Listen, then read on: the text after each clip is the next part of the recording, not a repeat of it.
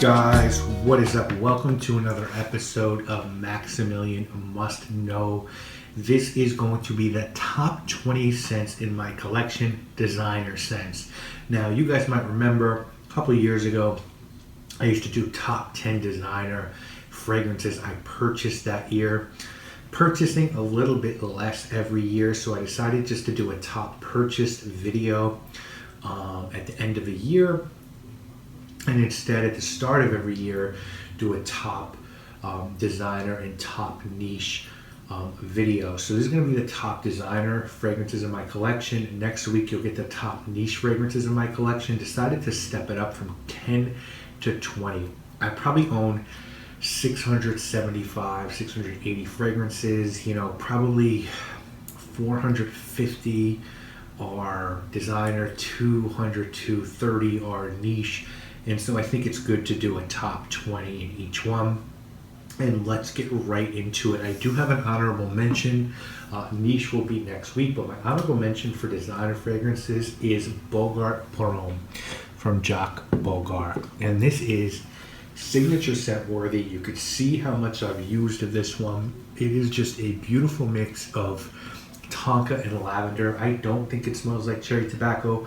I think it smells like tonka bean and lavender mixed, blended really well.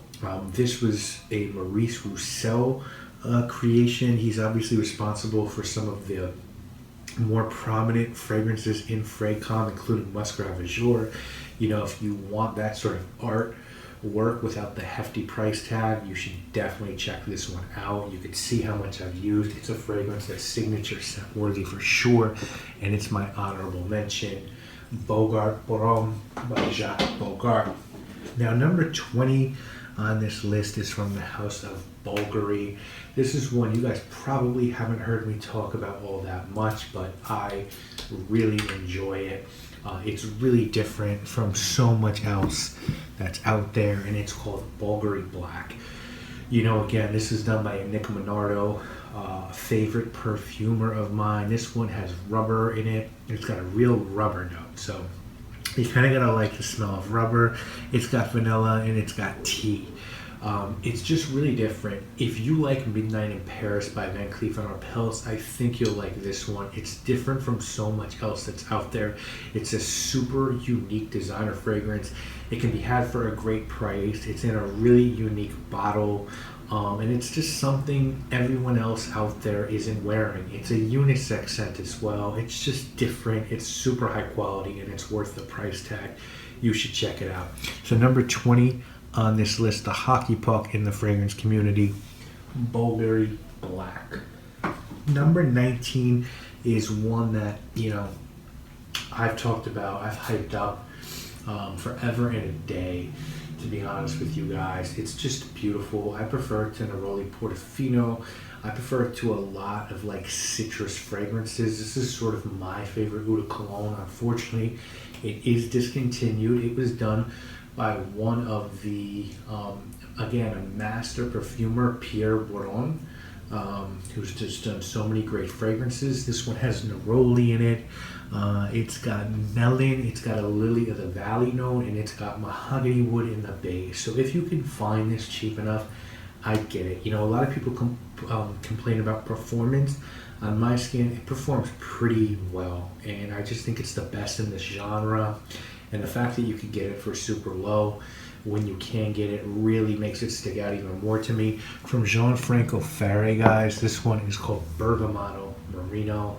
It's an eau de cologne, but it's just super high quality, and it's a beast as far as performance on my skin and just smelling natural. So number 19, Bergamotto Merino by Gianfranco Ferre. Number 18 on this list is a new addition. You know, when they released the original of this fragrance, I was blown away, but god damn it, did this version blow me away even more. I'm pretty sure this is the newest on the list, and this is from the House of Alfred Dunhill. Easily one of my favorite presentations for a designer fragrance ever. This one is called Icon Absolute, and guys, You're going to get oud, you're going to get saffron, you're going to get leather, and you're going to get pepper.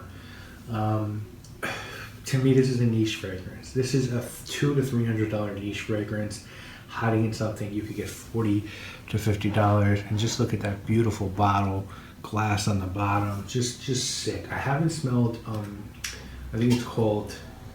Actually, I don't know what the new one's called. I know it's got a lot of vetiver in it. I know it's Icon Absolute, and like Icon Extreme or something like that, the black bottle one. But I gotta check this out. But this one, the saffron and amber in this one and oud almost make it smell like something like Amber Absolute as far as I'm concerned. So number 18, Icon Absolute by Dunhill. Number 17, there's not another fragrance in my collection that smells like this one. The performance is not the best. It's not the best performance, but the fragrance more than makes up for it.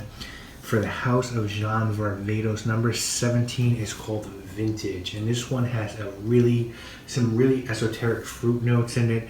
There's quince, there's rhubarb, there's tobacco in this one. There's a load of spices.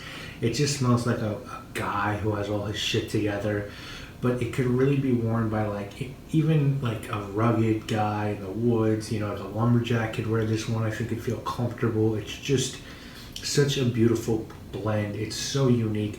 There's nothing else out there that smells like it. It's easily my favorite from the house. Number 17, Vintage by Jean Varvatos. Number 16, oh man, to me this is probably the best pure vetiver designer fragrance. A lot of people poo-poo this one. Some people like it, some people don't. I love it. I think I paid $25 for this.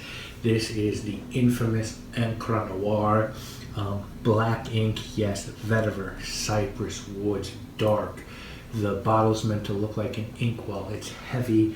The fragrance is heavy. It's black. It's something you could wear to a funeral. It's one of the best vetiver fragrances in my collection, and I think I paid $25 for it. Believe the hype with this one. I still need to smell L'Extrême.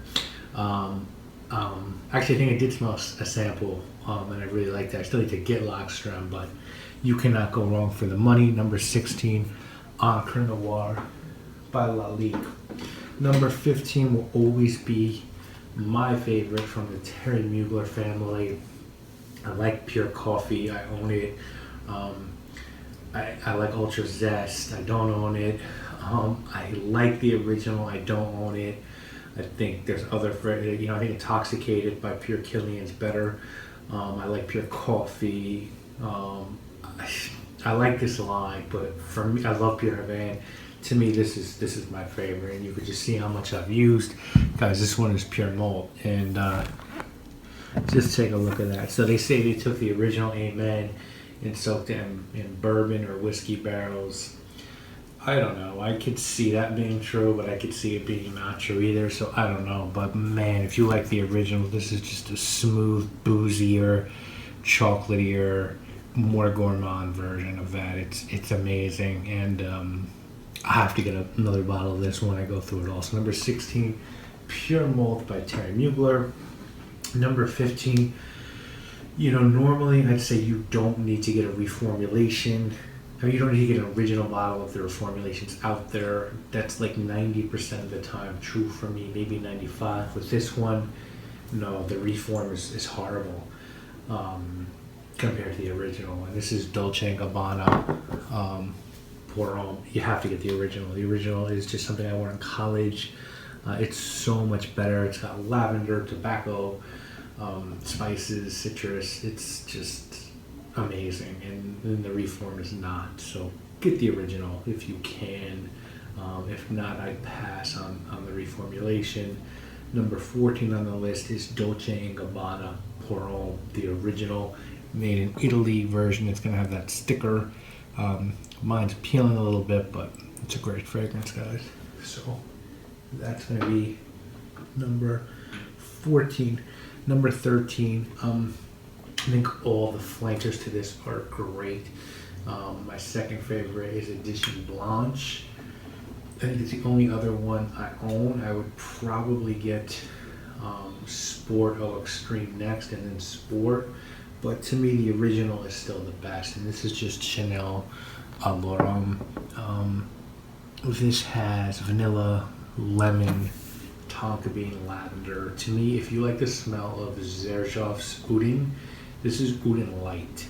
They're really similar. This is just a little bit less quality and a little bit less performance, but it smells really close and vain. And to me, this is still the best. Edition Blanche is great. It's really got that lemon sort of gelato cream pie vibe, but this one is just really good. It's really original, and you can wear it in almost any situation. So number 13, a Laurent by Chanel. Number 12, you've heard me talk about this recently, I think a lot. This is one that's just grown on me, guys, so much. I really got this and I was like, I don't get the hype. Now I do. This introduced oud into the United States, basically, certainly for designer fragrances. This is M7, the original, by Yves Saint Laurent. I don't know enough about Oud Absolu to tell you shouldn't get that one, but I know this one has that oudy cherry cough syrup, beautiful vibe with amber and vetiver and mandarin, and god damn, this is a great oud fragrance, and it just performs like an absolute beast. If you can get your hands on a vintage bottle, please do so, because this is so gorgeous and such a great designer scent. M7 by Yves Saint Laurent, number 12. Number 11, you know, guys, part of me really thinks this was made for the Dior Privé series, and for some reason they just didn't decide to go with it. It's got 3 notes mainly. You know how the Dior Privé series highlights 3 notes? Well, when they Dior released Eau Sauvage Parfum, they highlighted bergamot, vetiver, and myrrh. And that's it. And there's more going on here. I get like a dry cocoa, I feel like, and a little bit of woods in this one, but it really doesn't smell like the original Eau Sauvage, which I don't love. But this one is just, again, look how much I used to this. This is, to me, cocoa, bergamot, vetiver, myrrh, woods, just manly, beastly, dominating juice, man. This shit is just, look at that dark ass color. This could have been a Dior Privé scent, guys, let's be honest. That is number 11 on the list, Eau Sauvage Parfum. And number 10 on this list, from the house of Cartier, a house that I feel like we sleep on so much in this community. There's so many good scents from this house. Declaration is a good scent. Pasha is a good scent. Of course, the Eau de Cartier series is a good fragrance, is a good scent. They have some niche fragrances, or their private blend sort of fragrances. That their Hours line is really good, but this takes the cake for sure, guys. This one, Roadster, and this one for me, vanilla, patchouli, and mint. What more need I say? Like Jay-Z said, what more can I say? Vanilla, patchouli, mint, done perfectly, stupidly original. Nothing else out there smells like this. The bottle is gorgeous. It's supposed to sit like that. That's supposed to be the crown on your watch. I can't do it like that. It's supposed to resemble a Roadster watch, but number 11 on the list, or number 10, Roadster by Cartier, guys. So now we're at the top 10. We finished with Roadster. Let's get into my top 10 favorite designer fragrances. Number 9 is one that, if the review isn't up yet, it's one I've shot recently, and it's going to be up very soon. This is from the house of Guerlain. It is the only one from Guerlain on the list. And this one is Habit Rouge, the Eau de Parfum. Now, a lot of people don't consider Guerlain to be a designer house. I sort of look at their niche releases, you know, their art to materials collection as their niche brand, and their general releases that you can find in department stores is their regular lineup. But this is a classic fragrance, released in 1965, reeditioned in 2003. It's just unbelievably mature, masculine. Women could wear it though, to be 100% honest with you. It's got citrus, sandalwood, leather, that Guerlain. Just beautiful, timeless to me, great performer. Could be worn any time of year and just perfect casually with jeans and a t-shirt or dressed up with a suit and tie. Just a beautiful fragrance. If you've never checked out Abbot Rouge, the Eau de Parfum, I highly recommend it. That is number 9 on my list. Number 8, from the house of Terry Mugler, we already looked at Pure Malt. Not my favorite from Terry Mugler, guys. Believe it or not, my favorite is just this guy, Mugler Cologne. Supposedly this was commissioned by Terry Mugler after going to a hotel. I believe it was in Spain, and using this amazing bar of soap. And so he wanted a fragrance that smelled like that bar of soap. You can see how much of this I've used. It's got an neroli, it's soapy clean, and it's got a secret, I believe it's called S molecule. Some people think it's ISOE Super. That's supposed to give it that fresh, soapy feel. You know, when it's summertime or even springtime, I spray this on really, really liberally. I'm gonna have to get another bottle at some point for sure. It's my second favorite soapy fragrance in the world, but just beautiful, just really well composed, and just lasts for a really long time. So number 8 on this list, guys, Mugler Cologne from Terry Mugler. Number 7 is interchangeable, and what I say by that is at different times I like different flankers of this fragrance. Love the original. Got it the first month it hit Sephora. This SA sold it to me, and I loved it since then. I've been wearing the original forever. Since then, I have the Sport, I have this version, I have the original, and I have the Intense. I don't have the Cologne, I don't have O. I will get those at some point, but right now, believe it or not, guys, this version is my favorite. This is Dior Homme Parfum, and this is just a beautiful mix of iris, leather, and sandalwood. It's just really beautiful and rich. Reminds me a lot of Dior Homme Intense, to be perfectly honest with you, but I think this one just has a little bit more of like a mature, older guy vibe. And at 30, almost 38, by the time you watch this, I probably will be 38.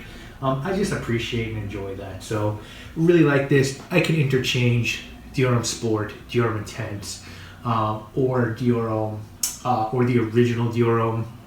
But right now, I'm just really liking Dior Homme Parfum. So that's number 7. Number 6 on this list, just a totally slept-on fragrance, in my opinion, guys. I've heard this one has been re-released, but I haven't been able to find it anywhere. So if that's true, let me know if you've seen it, because I have not seen it anywhere, and it is easily one of my favorites. A lot of people go on about Spice Bomb from the house of Viktor and Rolf, and I think Spice Bomb's a really good scent, but it's not my favorite. This one is. This one is called Antidote, and this is just a gorgeous mix of lavender, cinnamon, cardamom, incense, vanilla, mint. I kind of refer to it as like a fougere with some gourmand notes to it. I don't know if that makes sense, but that's the way that I look at this fragrance. It really is to me like a gourmand, but like very green as well. It's just really different. Unfortunately, I don't wear it that much because it's just so hard to get, and I don't want to use it all up. But I just sprayed it now. It's so beautiful. It's super expensive now online. So that's number 6. Number 5 is my favorite soapy fragrance of all time. You can see how much I've used of this guy. This is Prada Infusion D'Homme. Iris, neroli, benzoin, cedar. Really clean, really almost silver. And to me, it smells like a silver fragrance, but it's super clean, super soapy, almost like futuristic. To me, it smells like a futuristic men's fragrance. It just has this like cold, modern vibe to it that I really like. I think it's amazing. I think it's really underrated. I don't think enough people wear or talk about this one. Not in Fraycom, just in general. And so number 5 is Prada's Infusion D'Homme. Number 4, oh God, guys. Oh man, I love this one so much. This is from the house of Yves Saint Laurent. I think it's the best from the house. This is Rive Gauche in the can. Just an amazing fougere with rosemary, lavender, anise, geranium.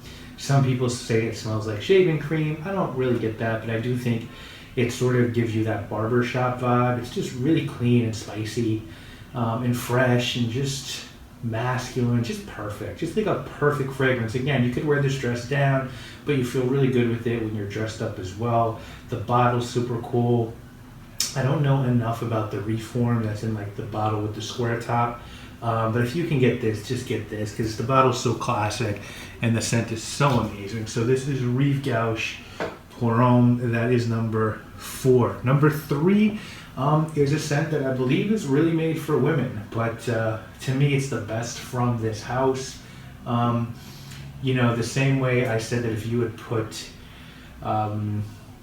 Dior Eau Sauvage Parfum in a Dior Privé bottle, I think if you would put this in a Tom Ford Private Blend bottle, no one would have batted an eyelash. This to me is just such a special scent.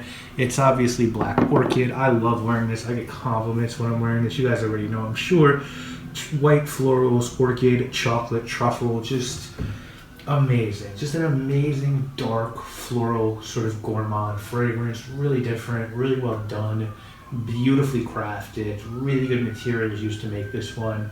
Hard to do better than this, guys. It really is in the designer game. You know, this is a scent that smells like a niche fragrance, in my opinion. So number 3, Black Orchid by Tom Ford. Number 2 is going to be from the house of Chanel. No, it's not Bleu de Chanel.